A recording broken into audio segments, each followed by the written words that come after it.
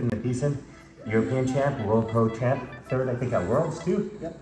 Before we get into our roll analysis, I just want to say I have never rolled with someone who had such relaxed and smooth jiu-jitsu. It was freaking beautiful. Not to mention that he was top 3 in the world. He did medal at the Black Belt Adult World Championship, so check out the roll analysis. All right, everyone. As we start this roll, he had just finished teaching a private for maybe an hour and a half, so this was right after that. I was trying to implement some of the stuff he taught, but obviously it wasn't very easy to hit on him. Some of my biggest takeaways in this match was how active he was with that half lasso, that foot that I'm peeling off my body right now. So active with it. It's always working. Now he rolls me, I roll with him. And as soon as I post, he actually shoots through for that berimbolo type back take. And he gets kind of my hips elevated all the time. Check this out as he enters this crab ride, slowed down. We look at it. He rolls one way to get his foot on my hamstring. Then he rolls back the other way and shoots my hips through using the hands on the pants. This is really nice because he doesn't really worry about hooks or seat belts. He just kind of worries about getting my hips between his two thighs, which I think is just pretty much the next best thing. As I kind of go for this semi-diving leg drag here, he just exits by changing his angle, and he elevates my foot off the ground, which again gives him that entry into the berimbolo.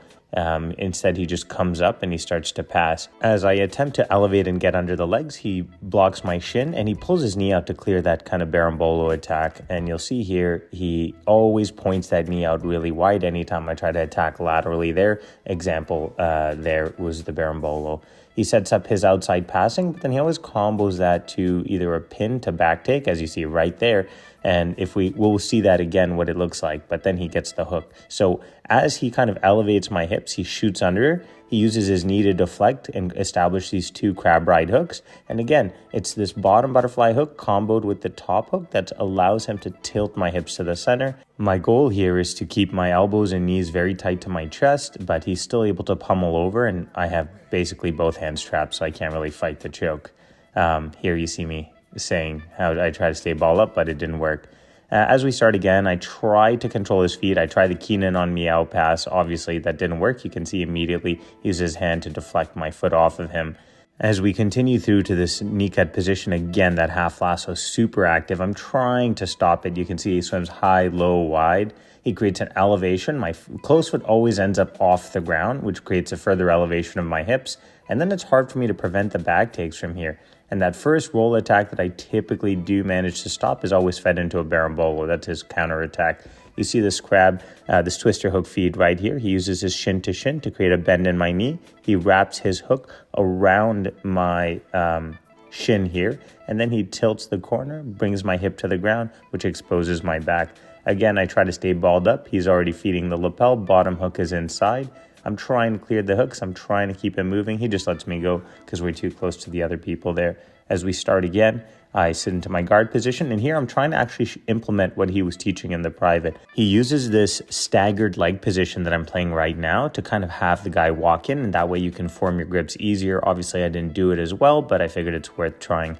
I do try to pummel under him here and create some elevation, but he stays rooted to the floor. Now, anytime you sit up on your elbow, you will be exposed for a Kimura trap. You'll see Craig Jones take this all the time. I know I shouldn't do that. I don't know why I did. I pin his foot, I wrap my arm, and I create a staple, and I start threatening the pass. He punches in his first hook, hand on the ground, and he climbs over the top. Now, anytime your partner doesn't allow you to get the second hook, just cross your ankles like this, right over the hip. It's actually very effective still. I actually learned that from Josh Koscheck. I think it's a wonderful control if you can't get the second hook. He taps me again. I've already lost, count at this point of how many times I've been tapped out.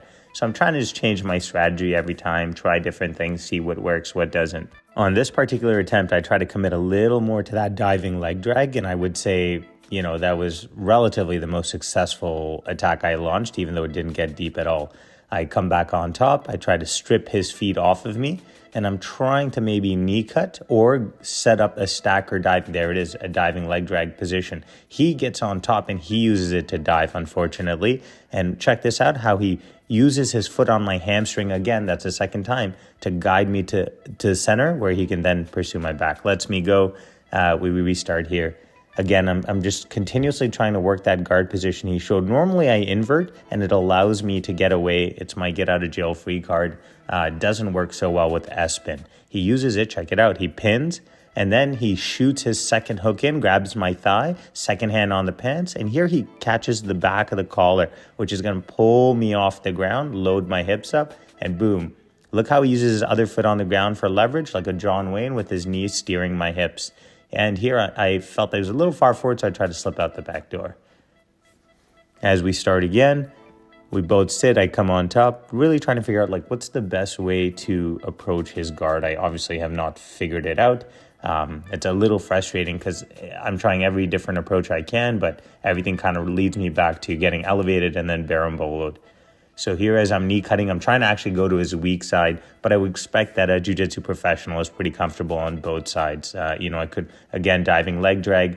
Here he's blocking with his foot, shifting his hips out, and he actually kind of clears my legs here. And when he comes back on top, I finally get some kind of guard connection. He does a beautiful high step to Toriando. Again, every time I invert, this is what happens to me. Diving crab ride back take. Look at it again. He keeps my hips elevated, he secures a 2-on-1, and he shoots me through. To help me get to the kind of next level. In my opinion, this might sound a bit stupid, but I feel actually watching more when you're fighting, so looking.